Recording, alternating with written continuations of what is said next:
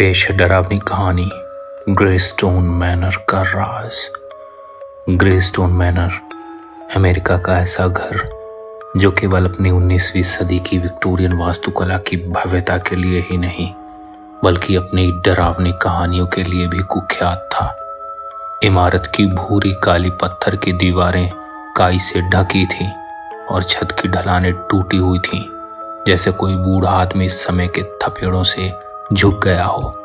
स्थानीय लोग फुसफुसाते थे कि इस घर पर एक पुराना काला अभिशाप है जिसे इसके पहले मालिक लॉर्ड थॉमस ग्रेस्टोन ने अपनी पत्नी और बच्चों की रहस्यमय मौत के बाद शुरू किया था।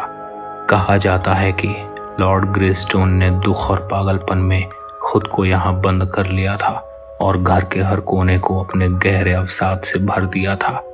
शाम के समय जब लंबी पतली परछाइयां पेड़ों पर नाचती थीं और सर्द हवाएं इसकी टूटी हुई खिड़कियों से सीटी मारती थीं, तो मैनर किसी विशाल खामोश मकबरे जैसा लगता था।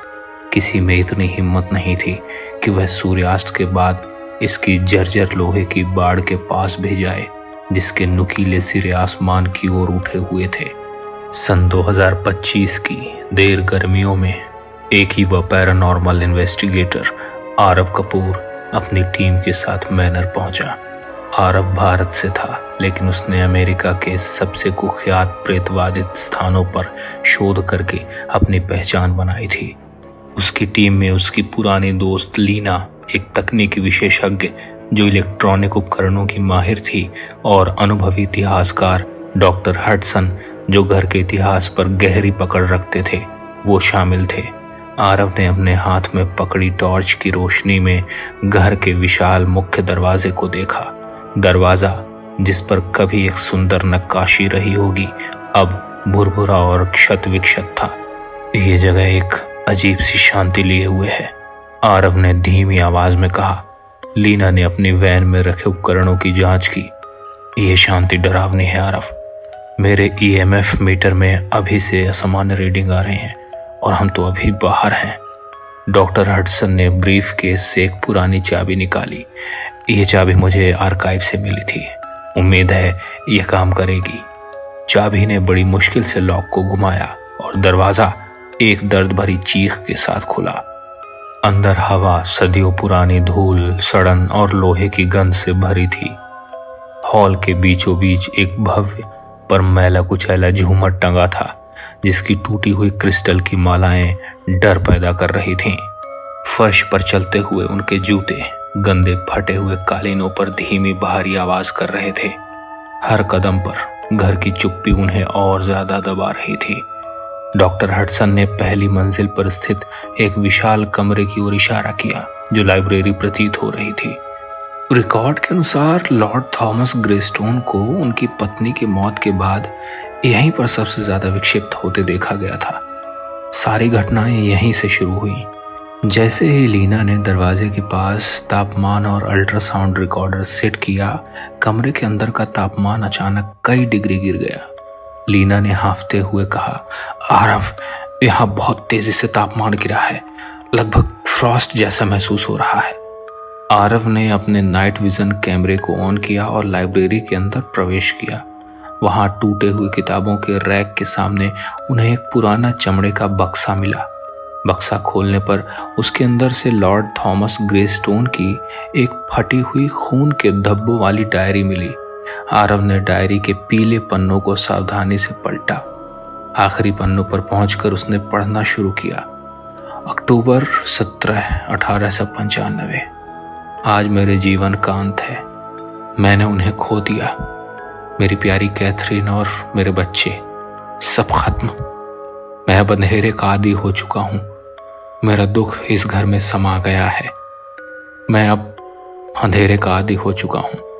घर मुझसे बात करता है, उसकी सांसें मेरे कमरे में गूंजती हैं। ये चाहता है कि मैं दरवाजे बंद कर दूं हमेशा के लिए। जैसे ही आरव ने हमेशा के लिए शब्द पढ़ा, ऊपर की मंजिल के गलियारे से एक जोरदार धातु के टकराने की आवाज आई, जैसे कोई भारी वस्तु गिर गई हो। क्या था वो? लीना भयभीत होकर फुसफुसाई। आरव ने टॉर्च ऊपर की ओर घुमाई। ऊपर चलते हैं, ध्यान रहे यहाँ जो भी है वह हमारी मौजूदगी से प्रतिक्रिया कर रहा है। सीढ़ियाँ इतनी पुरानी और सड़ी हुई थीं कि उन्होंने उनके वजन से चरमराने की भयानक आवाज़ें निकाली। दूसरी मंजिल पर पहुंचकर उन्हें एक लंबा अंधेरा गलियारा मिला जहां कई कमरे निकलते थे। बीच में एक दरवाज़ा ऐसा था जो बाकी दरवाज़ों की तुलना में बहुत ज़्यादा क्षतिग्रस्त था। यह मास्टर बेडरूम होना चाहिए, डॉक्टर हडसन ने फुसफुसाते हुए कहा, जहां कैथरीन की मौत हुई थी। दरवाज़ा धीरे से खुला, जैसे किसी अनदेखी शक्ति ने उसे खींचकर स्वागत किया हो। कमरे के अंदर बिस्तर पर एक पुरानी डरावनी गुड़िया पड़ी थी जिसकी एक आंख गायब थी। जैसे ही लीना गुड़िया की तस्वीर लेने के लिए आगे बढ़ी, गलियारे के दूसरे छोर पर उन्होंने एक बच्चे के रोने की आवाज सुनी। एक धीमी दर्द भरी आवाज जो हृदय को चीरने वाली थी। आरव ने अपनी टीम को रुकने का इशारा किया। अपनी रिकॉर्डिंग चालू रखो, यह वही है जिसके लिए हम यहाँ आए हैं। आरव उस आवाज की दिशा में आगे बढ़ा। आवाज एक छोटे से कमरे से आ रही थी जो नर्सरी जैसा लग रहा था। कमरे में एक टूटा हुआ सड़ा हुआ पालना और एक खाली रॉकिंग चेयर पड़ी थी। जैसे ही आरव ने कमरे में कदम रखा, रॉकिंग चेयर अपने आप तेजी से झूलने लगी। आवाज अब रोने से बदलकर एक डरावनी तीखी बचकानी हंसी में बदल गई। आरव ने कैमरे को हंसने की दिशा में घुमाया। रिकॉर्डिंग में कुछ भी नहीं दिखाई दे रहा था सिवाय कमरे की खाली दीवारों के, लेकिन ईएमएफ मीटर जोर जोर से बीप करने लगा। अगर तुम यहाँ हो तो हमें दिखो, आरव ने हिम्मत जुटाकर चिल्लाया। एक पल की भयानक चुप्पी, फिर पालने के पास हवा में एक धुंधली काली आकृति बनने लगी। वो एक छोटी लड़की का साया था जिसके हाथ छोटे थे और सिर लटका हुआ था, जैसे किसी ने उसे तोड़ दिया हो। वह धीरे धीरे मुड़ी और आरव की ओर देखा। उसकी आंखें पूरी तरह काली और खोखली थीं। उस काली आकृति ने अपनी उंगली उठाई और कांपती हुई ठंडी आवाज में फुसफुसाई, तुम यहाँ नहीं हो सकते, पिता नाराज हैं।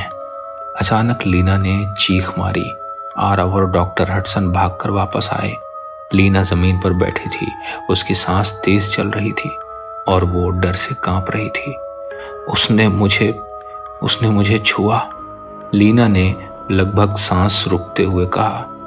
किसी ने मेरी गर्दन को बर्फ की तरह ठंडे छोटे हाथों से छुआ। डॉक्टर हडसन ने लीना को उठाया, लेकिन तभी कमरे की दराजें और अलमारियां जोर जोर से खुलने और बंद होने लगी। दीवार पर टंगी तस्वीरों के शीशे टूटकर बिखर गए। बाहर निकलो, मेरे घर से बाहर निकलो, एक गहरी, क्रूर और शक्तिशाली आवाज ने पूरे घर में गूंज कर कहा। यह आवाज लॉर्ड ग्रेस्टोन की थी, जो आरव की डायरी में लिखी आखिरी लाइन से निकली थी, हमेशा के लिए। आरव को एहसास हुआ कि वो किसी अकेली आत्मा से नहीं बल्कि एक दुष्ट शक्ति से निपट रहे थे, जिसने लॉर्ड ग्रेस्टोन को नियंत्रित कर लिया था और अब घर को अपनी जेल बना लिया था। उन्होंने दरवाजे की ओर भागना चाहा, लेकिन गलियारे का दरवाजा जोर से बंद हो गया और उसके हैंडल पर नीली चमक दिखाई दी। वे कमरे में फंस गए थे। बाहर निकलने की कोई उम्मीद न देखकर आरव ने आखिरी बार अपनी टॉर्च उठाई और काली आकृति की ओर इशारा किया। तुम हमें रोक नहीं सकते थॉमस, आरव चिल्लाया। तुमने जो किया है वो दुनिया को पता चलेगा। तुम अपनी बेटी को बांध कर नहीं रख सकते। उसकी चुनौती का जवाब एक शक्तिशाली झटके से मिला। कमरे की सारी खिड़कियां एक साथ टूट गईं और बर्फ सी ठंडी हवा का एक झोंका उन्हें चीरता हुआ निकला। लीना और डॉक्टर हडसन को लगा कि उनके फेफड़े जम जाएंगे। आरव ने देखा कि पालने के पास काली आकृति अब न सिर्फ बच्चे की नहीं बल्कि एक लंबे पतले आदमी की शक्ल लेने लगी थी। वहीं लॉर्ड थॉमस ग्रेस्टोन, उसकी आंखें नफरत और पागलपन से जल रही थीं। उसने अपने विकृत हाथ आरव की ओर बढ़ाए। तुम यहीं सड़ोगे मेरे साथ। आरव ने हिम्मत करके लॉर्ड ग्रेस्टोन की डायरी को माचिस की तीली से जला दिया और जलती हुई डायरी को जज की काली आकृति पर फेंक दिया। आग तेजी से भड़की जैसे उसे ईंधन मिल गया हो। लॉर्ड ग्रेस्टोन की चीख पूरे मैनर में गूंज उठी, लेकिन ये सिर्फ आवाज नहीं थी, ये एक दर्दनाक सदियों पुरानी चीख थी। जैसे ही आग जज के शरीर को छूने लगी, वो साया तेजी से पिघलने लगा और जल्द ही हवा में राख बनकर बिखर गया, जैसे किसी ने सदियों पुराने धूल उड़ा दी हो। चीख शांत हो गई। घर की दराजों की खटखटाहट बंद हो गई। रॉकिंग चेयर रुक गई। आरव, लीना और डॉक्टर हडसन थके हारे और शरीर पर छोटे मोटे घावों के साथ घर से बाहर निकले। अगले दिन सुबह जब सूरज की पहली किरणें ग्रेस्टोन मैनर पर पड़ी तो वह घर अब भी एक खंडहर था, पर उस पर छाई हुई भयानक बोझिल ऊर्जा कहीं जा चुकी थी। मैनर अब केवल एक दुखद पर शांत स्मारक जैसा लग रहा था। आरव ने अपनी वैन में बैठकर डॉक्टर हडसन से कहा, अभिशाप लॉर्ड ग्रेस्टोन ने नहीं बल्कि उसके दुख और पागलपन ने शुरू किया था।